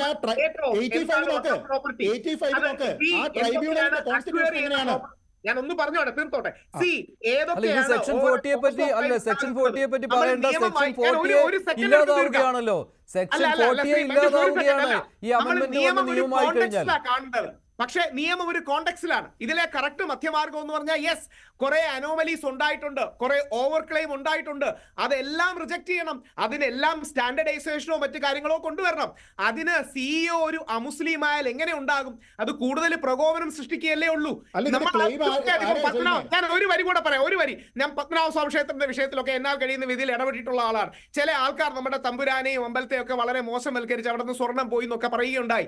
നാളെ അതിന് പ്രതിവിധി അവിടുത്തെ ഒരു സിഇഒ മുസ്ലിമായ മതി എന്ന് പറയുന്നതാണോ? അവിടുത്തെ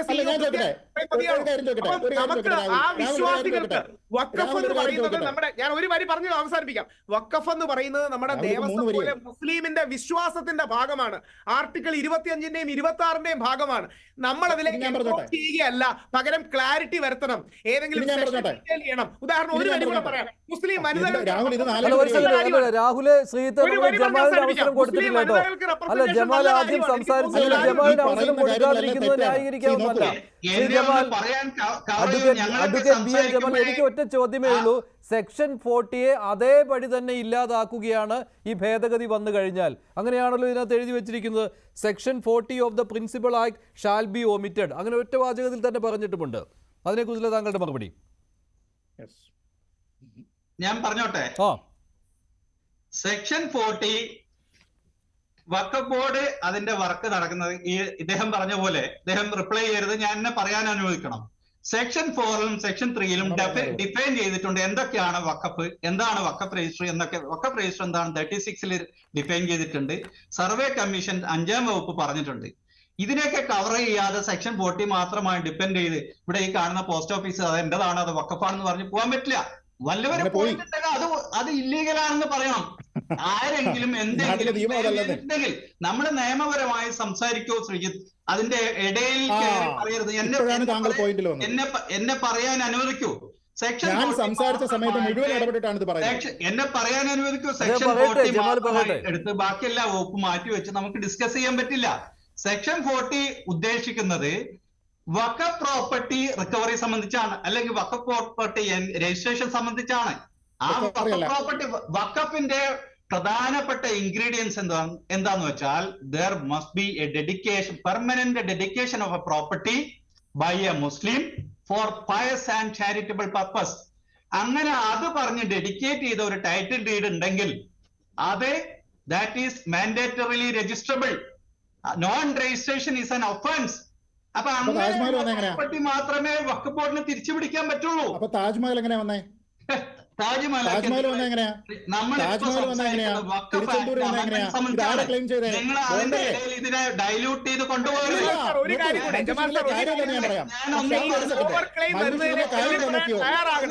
മഞ്ജുഷ് ഇത് കേട്ടോ,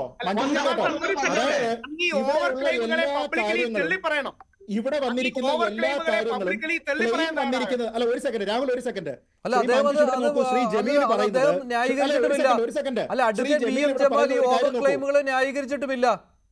ശ്രീ ജമാൽ പറയുന്നതിലെ പൊള്ളത്തരം നോക്കൂ. ഞാൻ പറഞ്ഞുതരാം. ഒറ്റ സെക്കൻഡ്. അല്ലല്ല, വഖഫുമായി ബന്ധപ്പെട്ട് വന്നിരിക്കുന്ന എല്ലാ ക്ലെയിമുകളും ഇല്ലീഗലാണ് എന്ന് അദ്ദേഹം പറയുന്നുണ്ട്. അതായത് ഇതുമായി ബന്ധപ്പെട്ട് ഇതിനെ ദുരുപയോഗിച്ചുകൊണ്ട് വന്നിരിക്കുന്ന ഒരൊറ്റ ക്ലെയിമിനെ അദ്ദേഹം ഓൺ ചെയ്യുന്നില്ല. എന്ത് സൗകര്യം, എന്ത് സൗകര്യം. അതായത് എനിക്ക് ഇത് വെച്ച് എക്സിക്യൂട്ട് ചെയ്യണം, എന്നാൽ അതുമായി ബന്ധപ്പെട്ട് ആരെങ്കിലും പോയി ക്ലെയിം ചെയ്തിട്ടുണ്ടെങ്കിൽ നിങ്ങൾ പറയുന്ന എല്ലാ ക്ലെയിമുകളും ദുരുപയോഗമാണ്. ആ ദുരുപയോഗം അല്ലാത്തതെന്ന് പറയും. നമ്മൾ ഈ പറയുന്ന കാര്യങ്ങളെല്ലാം ദുരുപയോഗമാണ്. ആ ദുരുപയോഗത്തിലൊന്നും അദ്ദേഹം ഓൺ ചെയ്യുന്നില്ല. നോക്കൂ, ഇത് ഞാൻ ചോദിക്കട്ടെ, ഈ താജ്മഹൽ വഖഫാണെന്ന് പറഞ്ഞിട്ട് പോയത് ആരാ? ദീപക് മിശ്ര ആരോടാ ചോദിച്ചത് ഷാജഹാന്റെ ഒപ്പ് കൊണ്ടുവരാൻ പറഞ്ഞത്? അതെന്താ മാറ്റി വെക്കുന്നത്? എന്തിനാ മാറ്റി വെക്കുന്നത്? ഇവിടെ പത്മനാഭസ്വാമി ക്ഷേത്രത്തിൽ പറഞ്ഞപ്പോൾ കേട്ടതല്ലേ? അപ്പൊ താജ്മഹൽ പറഞ്ഞപ്പോ എന്താ കുഴപ്പം? തിരുച്ചെന്തൂര് പറയുമ്പോ എന്താ കുഴപ്പം? സോമനാഥ് പറയുമ്പോ എന്താ കുഴപ്പം? ഈ പറയുന്ന പ്രോപ്പർട്ടി എല്ലാം ഇങ്ങനെ എടുക്കുകയാണ്. സംസാരിക്കുന്നത് ശരിയല്ല. പ്രത്യേകിച്ച് നമ്മുടെ സംസ്ഥാനം മലപ്പുറം ജില്ലയിൽ മുന്നാക്കൽ എന്നൊരു വക്കപ്പുണ്ട്. ആ വക്കപ്പിൽ എല്ലാ ആഴ്ചയും അവിടെ ജാതി മതം ഭേദമന്യേ എല്ലാ വീട്ടുകാർക്കും ഒരാഴ്ച 15 കിലോ അരി വിതരണം ചെയ്യാണ്. അപ്പൊ ഈ ഒരെണ്ണം പറഞ്ഞുകൊണ്ട് എല്ലാ വകുപ്പിലും എങ്ങനെ ന്യായീകരിച്ചോ? ഈ പറയുന്ന താജ്മഹൽ വന്നപ്പോ അത് വണ്ണോ സാധനം കേൾക്കാത്ത ആള് ഇപ്പൊ മലപ്പുറത്തുള്ള ഒരെണ്ണം പറഞ്ഞുകൊണ്ട് എല്ലാത്തിനും ന്യായീകരിക്കും.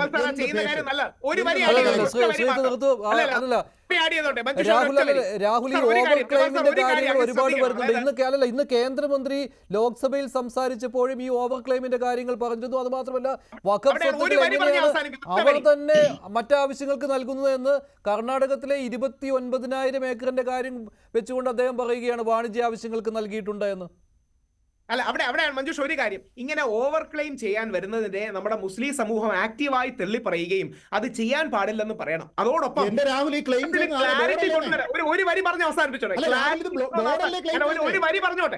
ക്ലാരിറ്റി കൊണ്ടുവന്നൊരു കൺസെൻസസ് ഞാൻ ഒന്നും പറഞ്ഞോട്ടെ. ലെജിറ്റിമേറ്റ് ആണ്.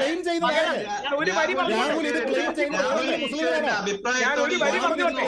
നാളെ നമ്മുടെ ഇടതുപക്ഷ സുഹൃത്തുക്കൾ പലരും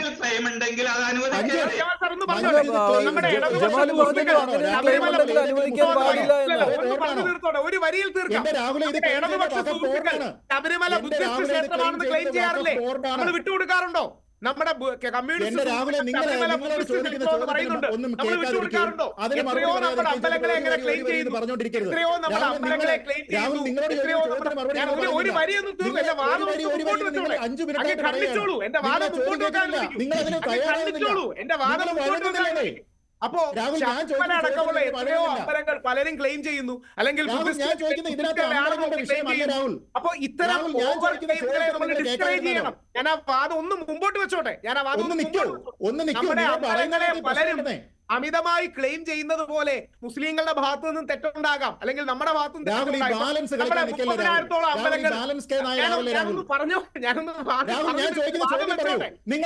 പറയുന്ന പല എന്റെ മറുപടി ഒന്ന് കേട്ടോ. എനിക്കൊരു ചോദ്യമാണുള്ളത്. നിങ്ങൾ 10 മിനിറ്റായിട്ട് ഒരു വരി പറയുകയാണ്. ചോദ്യം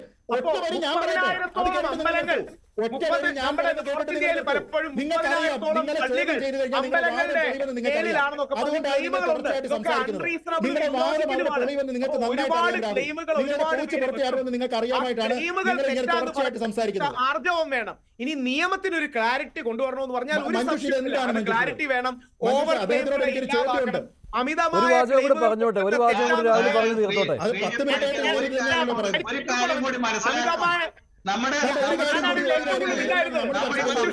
ശരി രാഹുൽ, ഒരു വാചകം പറഞ്ഞു തീർന്നു മനസ്സിലാക്കുന്നു കേട്ടോ. ജമാൽ, ഒരു പ്രധാന കാര്യം നമ്മൾ ചർച്ച ചെയ്തില്ല. ജമാൽ, ഗവൺമെന്റ് ഡിപ്പാർട്ട്മെന്റ് ഉണ്ടായിരുന്നു.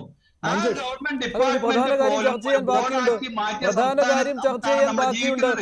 വനിതകളെ ഉൾപ്പെടുത്തിയിട്ടുണ്ട്. അതൊരു പ്രധാന കാര്യമായി തന്നെ കേന്ദ്ര സർക്കാർ പറയുന്നുണ്ട്. വനിതാ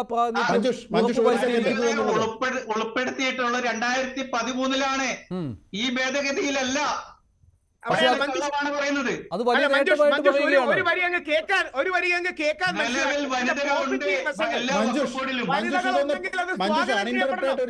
നോൺ മുസ്ലിംസ് വേണ്ട മഞ്ജുഷ്. അതാണ് ഇതിലെ ബാലൻസ്. വനിതകൾ സ്വാഗതം ചെയ്യപ്പെടണം. പക്ഷേ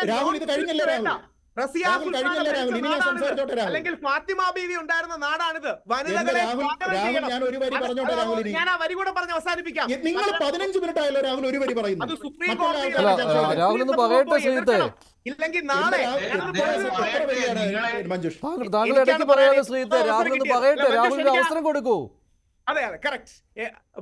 അപ്പം വനിതകൾ വരുന്നത് സ്വാഗതാർഹമാണ്. ഇപ്പോഴാണെങ്കിലും 2013 കുഴപ്പമില്ല, വനിതകൾ വരുന്നത് സ്വാഗതാർഹമാണ്. പക്ഷെ നോൺ മുസ്ലിംസ് വേണ്ട. കാര്യം നമ്മൾ ഹിന്ദുക്കൾ ഓർക്കേണ്ടത് എന്താ, നാളെ നമ്മുടെ മേളിലും അധികാരം ഉറപ്പിക്കാൻ വേണ്ടി ഇടത് ഗവൺമെന്റോ വേറെ ഏതോ ഗവൺമെന്റോ ഇത് ചെയ്യും.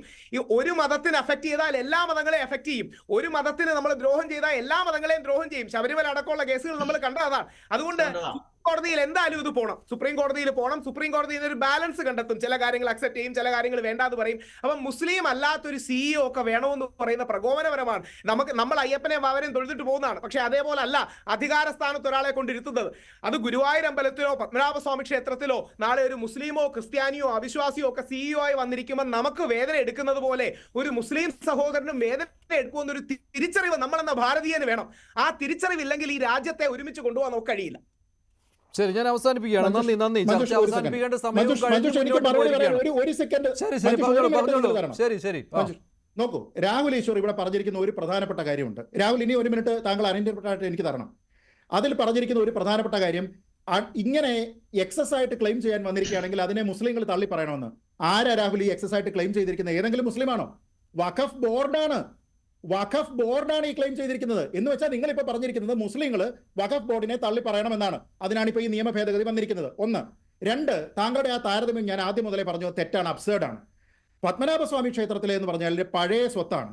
പത്മനാഭസ്വാമി ക്ഷേത്രത്തിന്റെയോ തിരുവിതാംകൂർ ദേവസ്വം ബോർഡിന്റെയോ കൺസ്ട്രക്ട് അനുസരിച്ച് നിങ്ങൾക്ക് അതിലേക്ക് പുതുതായിട്ടുള്ള എന്തെങ്കിലും ലാൻഡ് ആഡ് ചെയ്യുന്നതിനുള്ള പ്രൊവിഷൻസ് അല്ല എഴുതി വെച്ചിരിക്കുന്നത്. നേരെ മറിച്ച് ഇതിൽ പറഞ്ഞിരിക്കുന്ന അനുസരിച്ച് നിങ്ങൾക്ക് if you have a reason to believe ഇത് നിങ്ങളുടെ പ്രോപ്പർട്ടിയാണ് എന്ന് തോന്നിക്കഴിഞ്ഞാൽ അത് ആഡ് ചെയ്യാം. എന്ന് വെച്ചാൽ ഇവിടെ പ്രോപ്പർട്ടി ഒരു സൈഡിൽ അക്യൂമുലേറ്റ് ചെയ്തുകൊണ്ടിരിക്കുകയും നിങ്ങൾ പണ്ടുള്ള ഒരു സ്വത്തിനെ പറ്റിയാണ് പറയുന്നത്. ഇത് രണ്ടും ആപ്പിളും ഓറഞ്ചുമാണ്, തമ്മിൽ കമ്പാരിസൺ ഇല്ല. അപ്പൊ എല്ലായിടത്തും കളിക്കുന്ന ബാലൻസ് കെ നായർ ഈ കാര്യത്തിൽ കളിച്ചത് കൊണ്ട് യാതൊരു വിധത്തിലുള്ള പ്രയോജനവും ഇല്ല. പ്രോപ്പർട്ടി എടുക്കാമല്ലോ, തിരുവിതാംകൂർ ദേവസ്വം പ്രോപ്പർട്ടി അക്വയർ ചെയ്തൂടെ? മുസ്ലിങ്ങളുടെയോ? അവർക്ക് വരുന്നത് അല്ലല്ല, if you have a reason to believe, Thiruvithamkoor Devaswom if you have a reason to believe, if you have a reason to believe, എങ്ങനെയാണോ കോൺടെക്സ്റ്റ് ഒന്നുമില്ല. നിയമത്തിൽ എഴുതിയിരിക്കുന്നതാണ് കോൺടെക്സ്റ്റ്, നിങ്ങൾ വ്യാഖ്യാനിക്കുന്നതല്ല. നിയമത്തിൽ എഴുതിയിരിക്കുന്നതാണ് കോൺടെക്സ്റ്റ് രാഹുൽ, നിയമത്തിൽ എഴുതിയിരിക്കുന്നതാണ് കോൺടെക്സ്റ്റ്, നിങ്ങൾ വ്യാഖ്യാനിക്കുന്നതല്ല കോൺടെക്സ്റ്റ്. നിയമത്തിൽ എഴുതിയിരിക്കുന്നതനുസരിച്ച് നിങ്ങൾക്ക് തോന്നുന്ന റീസൺ എന്ന് പറഞ്ഞു കഴിഞ്ഞാൽ നിങ്ങൾ എടുക്കാമെന്നാണ്. നിങ്ങൾക്ക് അങ്ങനെ എടുക്കാൻ പാടില്ല. അങ്ങനെ ഒരു കാര്യം തിരുവിതാംകൂർ ദേവസ്വം ബോർഡിൽ ഇല്ല. If you have a reason to believe നിങ്ങൾക്ക് സ്ഥലം എടുക്കാം എന്ന് തിരുവിതാംകൂർ ദേവസ്വം ബോർഡിൽ ഇല്ല. ഞാൻ അവസാനിപ്പിക്കുകയാണ്. ശ്രീജിത്ത്, രാഹുൽ, നിങ്ങളുടെ തർക്കമായി മാറുകയാണ്. ഞാൻ അവസാനിപ്പിക്കുകയാണ്. ജമാൽ എന്താണ് 40 സെക്ഷൻ തെറ്റാണ്. സെക്ഷൻ 40 തെറ്റാണ്. എങ്ങനെ ക്ലെയിം ചെയ്യുമ്പോൾ ഒന്ന് പറഞ്ഞു തരും, ഏത് നിയമപ്രകാരം ക്ലെയിം ചെയ്യും? ഏതാണ് ഒരു പ്രോപ്പർട്ടി, സാധാരണക്കാരുടെ ഒരു പ്രോപ്പർട്ടി ഇത് വഖഫാണെന്ന് പറഞ്ഞ് ക്ലെയിം ചെയ്യാൻ ഏത് നിയമവ്യവസ്ഥയിലെ പറ്റുമോ? തിരുച്ചെന്തൂരിൽ ചെയ്തിരിക്കുന്ന പോലെ ഇത് ഞങ്ങളുടെ പ്രോപ്പർട്ടിയാണെന്ന് പറഞ്ഞിട്ട് കളക്ടറെയും രജിസ്ട്രാറിനെയും നിങ്ങൾ കോൺടാക്ട് ചെയ്യുന്നു. ഇത് വെച്ചിട്ട് ഇതിൽ പറയുന്നുണ്ട് നിങ്ങൾ പറയുന്ന കാര്യങ്ങൾ, പറയുന്ന കാര്യങ്ങൾ എക്സിക്യൂട്ട് ചെയ്യുന്ന ആര് വഴിയാണ്? കളക്ടറും രജിസ്ട്രാറും വഴിയാണ്. കളക്ടറും രജിസ്ട്രാറും വഴി നിങ്ങൾക്ക് സെക്ഷൻ 28 പറയുന്നുണ്ട് നിങ്ങൾ എടുത്തിരിക്കുന്ന തീരുമാനം എക്സിക്യൂട്ട് ചെയ്യുന്ന ആര് വഴിയാണ്? ആരുടെയും പ്രോപ്പർട്ടി തിരിച്ചു പിടിക്കാനല്ല. തിരിച്ചുപിടിയല്ലോ, തിരിച്ചുപിടിയാണോ? തിരിച്ചുപിടി എന്ന് പറഞ്ഞാൽ മനസ്സിലായില്ല. തിരിച്ചുപിടി എന്ന് പറയുന്നത് സെക്ഷൻ 28 കളക്ടർ, നിയമത്തിലാണ് ഇതേപോലെ മതത്തിന്റെ ഒരു ബോർഡിന് കളക്ടർക്ക് ഓർഡർ ചെയ്യാൻ പറ്റുന്നത്. ഏത് കാര്യത്തിലുള്ളത്? സെക്ഷൻ 8 പറയുന്നത് പോലെ സർവേ നിങ്ങൾക്ക് സ്വയമായിട്ട് നിങ്ങൾക്ക് തോന്നുന്ന പോലെ ചെയ്യാൻ പറ്റുന്നത് ഏത് നിയമത്തിലുള്ളത്? ഒരൊറ്റ ഒന്നിനുമില്ല. അവസാനിപ്പിക്കുകയാണ്, ചർച്ച അവസാനിപ്പിക്കാൻ സമയമായി. അതുകൊണ്ടാണ് നന്ദി ശ്രീജിത്ത് പണിക്കർ, ശ്രീ രാഹുൽ ഈശ്വർ, അഡ്വക്കേറ്റ് BM ജമാൽ ഈ ചർച്ചയിൽ പങ്കെടുത്തതിന്. പ്രൈം ഡിബേറ്റ് അവസാനിക്കുകയാണ്. നന്ദി, നമസ്കാരം.